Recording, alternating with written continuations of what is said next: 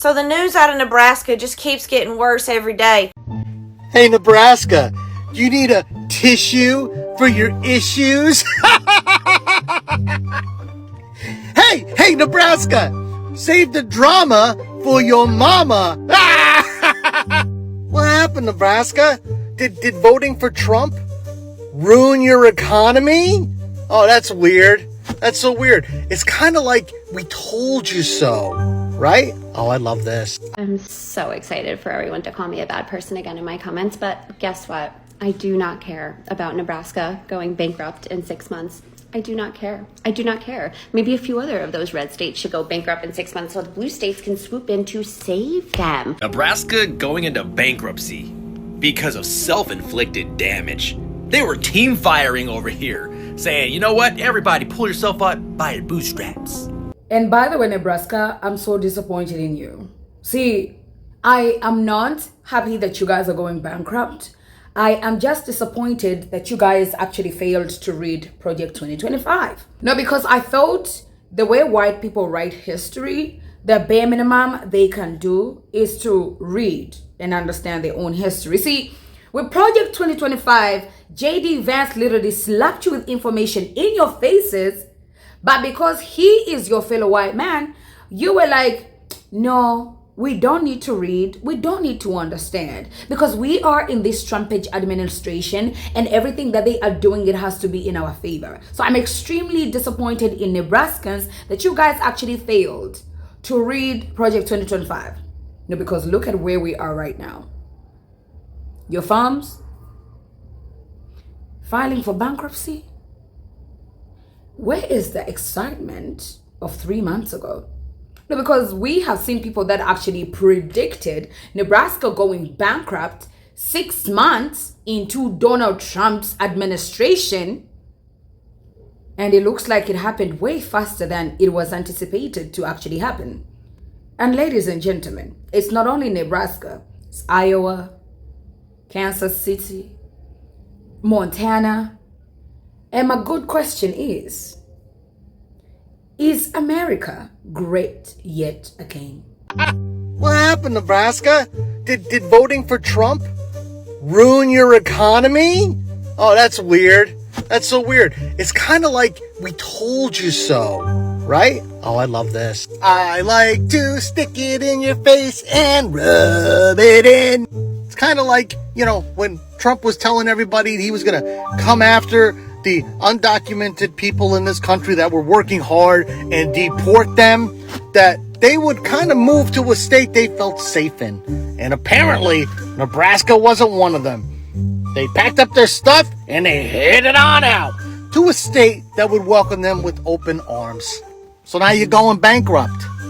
And as somebody that lives in a blue state, They can understand that we are not the bad ones. We are not the poor ones. We are not the ones who cannot survive under the orange turd's crazy policies. But you know why I don't feel bad for Nebraska? You know why? Because I believe I heard 65% of their workforce is undocumented people, which means they're not coming to work anymore, which means work's not happening, which means all the farmers in Nebraska are going to go bankrupt, because they all went out there and voted against their neighbors. 65% of neighbors who are immigrants, okay? Fuck around and find out at this point. You know what I mean? And of course, I do feel bad for those blue people in Nebraska who did not vote for this. So unfortunate. That's what you get for being racist and not wanting immigrants in this country, even though they're paying taxes and contributing, so. Nebraska, the state of Nebraska, going bankrupt. Nebraska farmers going bankrupt because of Trump's tariffs. They all love to vote for Trump out in Nebraska. Not all, but big majority of them. And look at now. Look what's happening to Nebraska. Going broke because of Trump. Never learn. Some people never learn.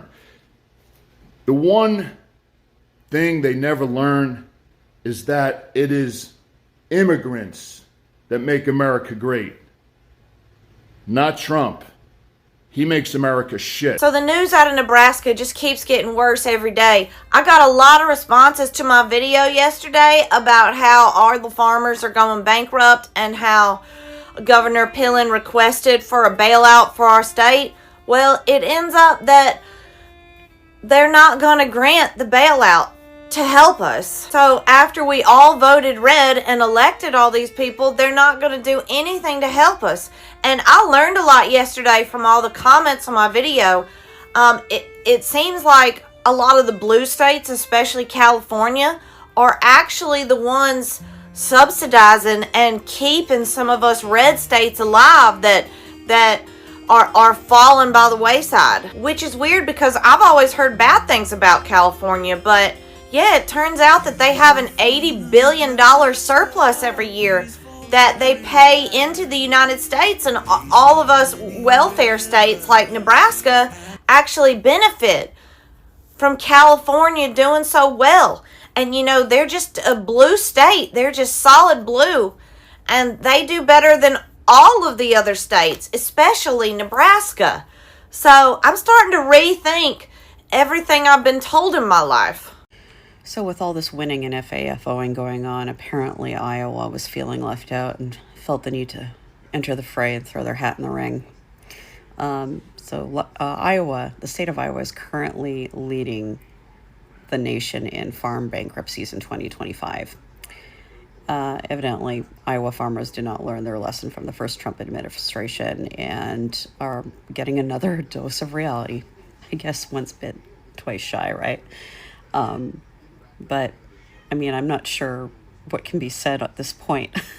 Like, you know, this constantly feeling the need to bend over and say, please, sir, I'd like some more. I mean, you guys are beyond help. I don't know. Like, and despite all this, and despite the fact that the state GDP has shrunk by 6%, Governor Kim Reynolds has come out and said, Iowa farmers stand by Donald Trump despite the tariffs.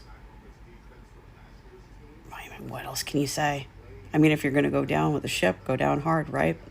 But of course, you know that they're going to be asking for handouts and expecting subsidies, right?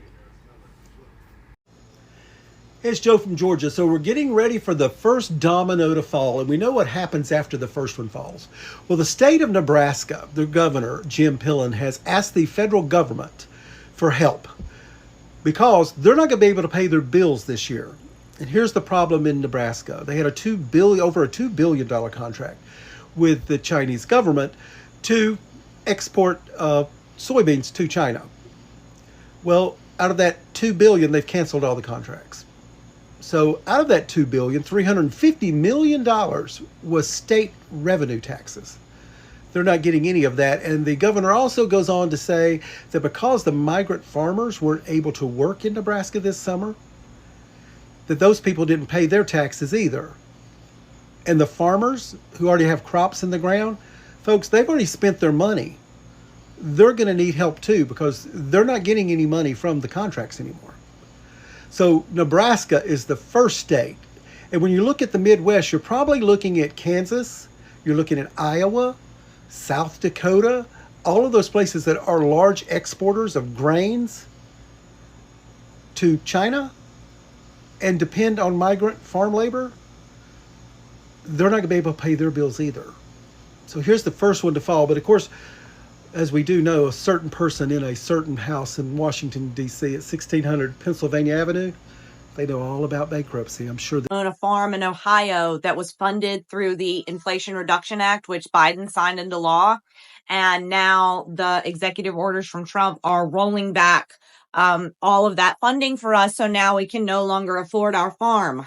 And when all that happened, it was like a lightning bolt hit my brain. And I realized that I shouldn't just be voting for myself, that Trump's policies and EOs are hurting millions of people. But it took it affecting me personally to understand what I had done was wrong. And I think it's really important for anyone to come out who voted for him and is now negatively impacted by the executive orders, or maybe you have friends or family, especially in minority communities, who are being very heavily impacted by what's going on right now.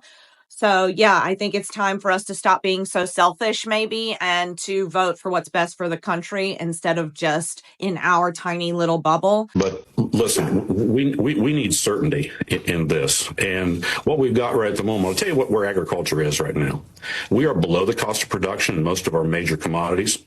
We're looking at, if you've got 1,000 acres of crops, 1,000 acres of corn and soybeans, which is very, very typical in the Midwest. If you've got 1,000 acres and we're $1 a bushel below our cost, that's $100,000, maybe $110,000 loss, and that's below the cost of production. So what the president needs to understand is that we don't have time to trust him to make things better. Things are not getting better. We're already below the cost of production, and that's only going to continue. And that's just on the revenue side.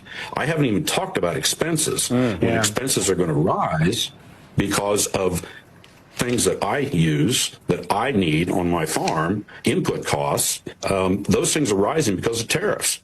And I can give you a great example. Let me just chat about that makes sense to everybody.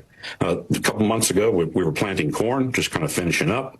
I needed a drive chain for my corn planter. Went to my local John Deere dealer, a reputable dealer. I use John Deere equipment, a lot of it. Buy a John Deere part, genuine John Deere part. I bring it back to the corn planter, lay it out, and I'm looking at it, and it says, it's a John Deere part with John Deere part numbers on it in a John Deere box, and it says made in China. I'm thinking, holy smokes, I paid, that would normally be $40, but then I paid another, who knows what the tariff percent is on that day, 15%, 30%, I don't know. But that cost me money. That cost me money. So all of the input costs that we have are higher because of these tariffs, let alone the uncertainty. One more example. Real quick. Potash. We use three different minerals, nitrogen, phosphorus, and potash. 80% of the potash comes from Canada. Some new numbers have just come out that actually, in some way, make me happy, in some ways make me sad. See, in the first quarter of 2025, bankruptcies for farmers exceeded the 2024 total for the year. And in the second quarter, according to new reporting that just came out, they doubled last year's number. So the farmers that overwhelmingly voted for the administration we have are filing bankruptcies at a record pace. The last time farm bankruptcies were this high was during Trump's last term. For somebody that claims to love farmers, he sure just consistently hurts them. In fact, the last time it was this high was between 2018 and 2019. You would think maybe it was during 2020 and all that craziness, but no. This is all pre-pandemic Trump wonderful economic policies affecting farmers. I know right now, people, it's hard to find some joy in some things, but what I find joy in is I just watched a video on Montana where the Montana farmers are going bankrupt. I think the state voted 100% districts to what's going on now, so fuck them. And then I look at Nebraska and see all the farmers crying about how they're losing everything, and then I look at Nebraska and how much they voted for this and how the farmers endorsed all this, and I say, fuck them. And then I'm watching the soybean farmers crying about how they can't export soybeans anymore because nobody wants them and they're losing money. But they supported this. Fuck them. Then I saw a video on vegetable farmers in Alabama that all their crops are going rotten because they don't have anybody to work the fields. But they voted for this, so